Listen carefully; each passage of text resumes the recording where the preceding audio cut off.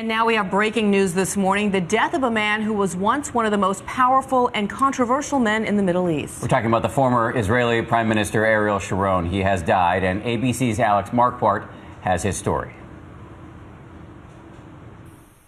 It was as a soldier that Ariel Sharon became one of Israel's most famous sons, and as a politician, one of its most controversial.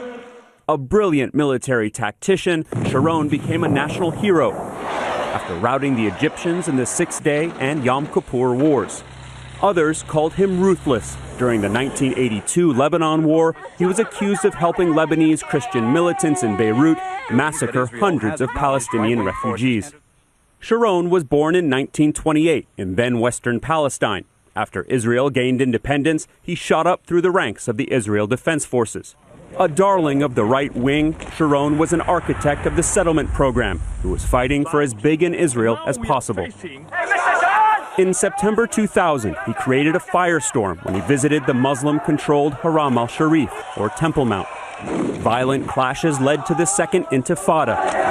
A few months later, Sharon was elected prime minister. But then, a political 180. In August 2005, he expelled almost 10,000 Israeli settlers from the Gaza Strip. Sharon was labeled a traitor by many on the right. He then formed the centrist Kadima party to advance peace talks with the Palestinians. But in December, Sharon had a stroke, and since January 4th, 2006, had been in a coma. It's impossible to say what Sharon would have achieved had he continued on his path. His life and legacy are full of twists and turns, but always at the forefront of his mind was securing Israel.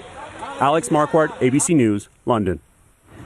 Ariel Sharon was 85 years old, and Alex hit this point, there's so much contemplation about what he would have achieved and where he would have gone had he survived. He was a huge player in that country's history. Yes.